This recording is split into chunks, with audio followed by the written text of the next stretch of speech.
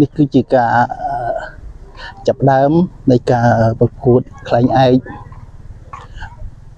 ខ្លែងសេរីដែលរៀបចំដោយរដ្ឋបាលខេត្តសៀមរាបថ្ងៃទី1ថ្ងៃទី1គឺជាថ្ងៃទី20ខែកុម្ភៈឆ្នាំ2026ហើយព្រឹត្តិការណ៍នៃការបង្ហោះខ្លែងឯកនេះដែរគឺនេះជាលើកទី2ដែលរដ្ឋបាលខេត្តសៀមរាបបានរៀបចំព្រឹត្តិការណ៍បង្ហោះខ្លែងឯកនិងខ្លែងសេរីបើយើងប្រៀបធៀបជាមួយនឹងការលើកទី1គឺជាខុសគ្នាត្រង់ថាកាលពីមុន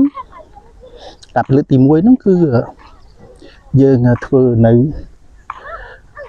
ទីលានក្បែរនេះទីលានក្បែរហ្នឹង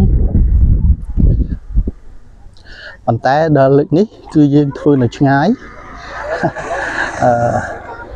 វាចាស់ហើយដូចខ្ញុំអញ្ចឹងគឺពិបាកដើរបន្តិចណាតែអត់អីទេហ្នឹងវាអត់មានជាបញ្ហាគ្រាន់ថាសរសៃទៅសូងមួយរៀងយឺតជីរយៈអត់ដូចកាត់ពីក្មេងវាអត់បញ្ហាប៉ុណ្ណឹងអីគេហៅណាស៊ីផុយតែលើនេះមានស៊ីផុយទេគឺផុយស៊ីគឺថារៀងឆ្ងាយបន្តិចមែនប៉ុន្តែ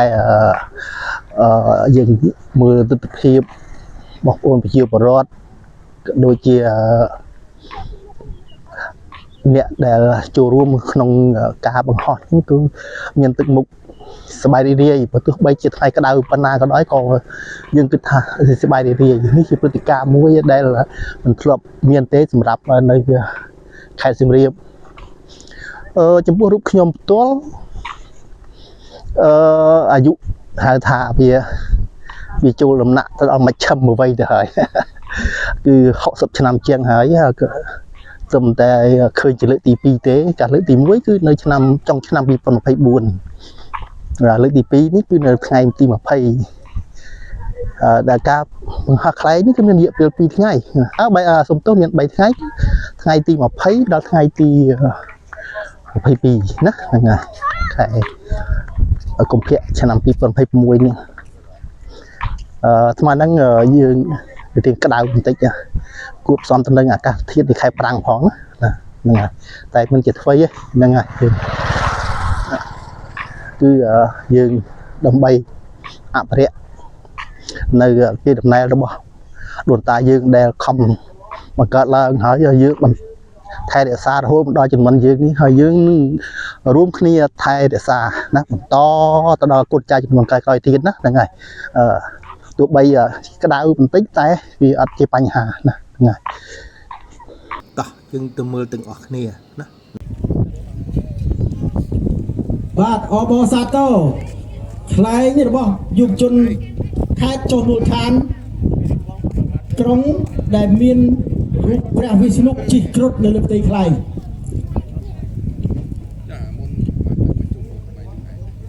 បាទល្អណាស់ក្មួយចឹងទុកឱកាសឲ្យគណៈមេនយោបោកសរុបលទ្ធផលចុងក្រោយចាស់1 2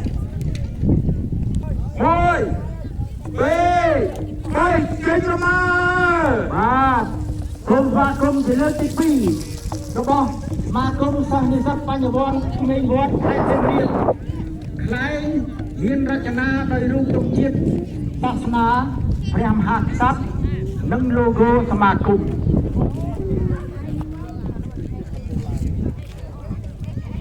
ចេញមក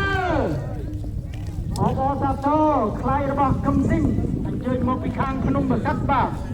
បង្ហោះជាលើកទី2មានឈ្មោះថា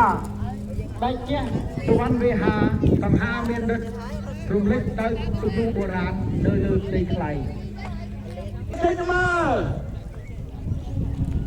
អបអរសាទរលោកអ៊ុំចេស្តាខ្លែងឯកស្លាប់បានក្រាំងភ្នំមកពីតំបន់ក្រាំងភ្នំនៅក្បែររាជធានីភ្នំពេញ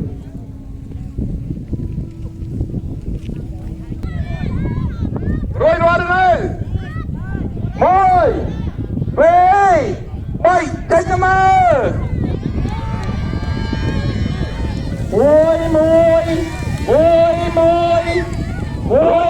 យរួចទេឡើងហើយឡើងហើយឡើងហើយសិស្សបន្ទាយស្រីរំដួលបន្ទាយស្រីរំលេចខ្លួនយឺតទុកឲ្យទស្សនិកជនបានទស្សនាឲ្យបានគ្រប់ជ្រុងជ្រោយអបអសាទរខ្លែងវិទ្យាល័យបន្ទាយស្រីដែលមានរំលេចដោយរូបការរំដួលប្រាសាទព្រះវិហារនិង logo រដ្ឋបាលឃុំព្រះតារួចរាល់ហើយមួយពីរមួយចុចទៅមើលអបអសាទររាហូអាសរិនដែលមានរំលេចដោយរូបរាហូចាប់ចាំងនៅលើផ្ទៃខ្លែងអូអបអអាតខ្ញុំស្អាតតែខ្ញុំណាភ្នែកខ្ញុំមិនដឹងទេខ្ញុំថាស្អាតប៉ុន្តែគណៈមេភូមិដឹងបាច់ទេព្រួយមួយពីរមួយចុចទៅមើលនេះគឺជាក្រុមខ្លែងឯកខ្មែរធ្និញជ័យដែលមានឈ្មោះថាវាយោភ័ក្រវាយោភ័ក្រទាំងអស់គ្នានេះមានក្បាលជាសត្វឥន្ទ្រីបើកស្លាបធំជើងគ្រុឌជាយានជំនិះព្រះនាងសមុទ្រមាលាដកស្រង់ចេញពីរឿងហង្សយន្តពីរ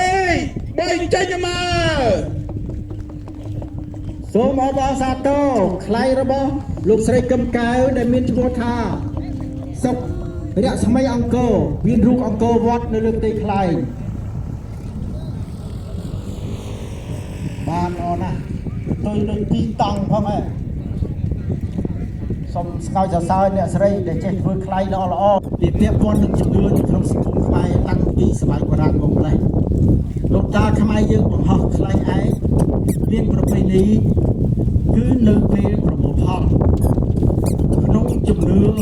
អរគុណដល់ព្រះពីរដែលបានកក់ផាត់នាំទឹកភ្លៀងមកជូនប្រជាកសិករយើង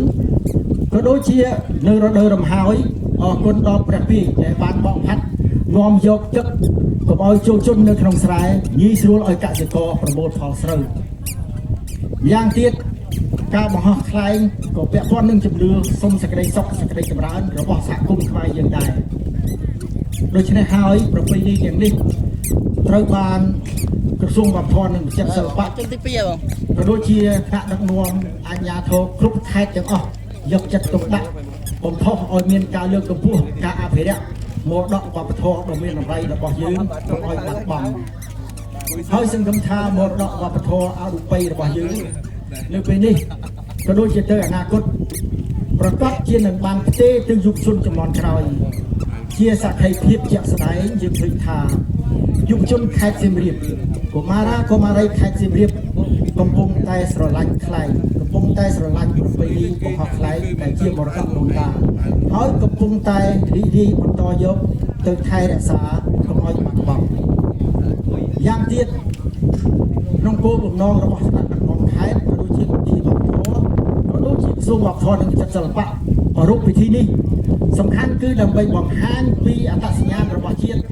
ផ្សព្វផ្សាយពីបេតិកភណ្ឌវប្បធម៌របស់ជាតិយើងឲ្យអ្នកទេសចរបានស្គាល់បានឃើញទាក់ទាញទេសចរមកទស្សនាព្រះរាជាណាចក្រកម្ពុជាដែលជាព្រះរាជាណាចក្រនៃវប្បធម៌ពិសេសគឺខេត្តសៀមរាបជាខេត្តដែលសម្បូរទៅដោយប្រាង្គប្រាសាទបង្ហាញពីស្ថាបត្យកម្មដ៏ល្បីដ៏កំពូលនៅលើពិភពលោករហូតដល់បានចុះនៅក្នុងបញ្ជីបេតិកភណ្ឌពិភពលោកជាការទទួលស្គាល់របស់ពិភពលោកនៅមរតកវប្បធម៌ដ៏មានតម្លៃរបស់ខ្មែរយើងដែលមិនអាចកាត់បាន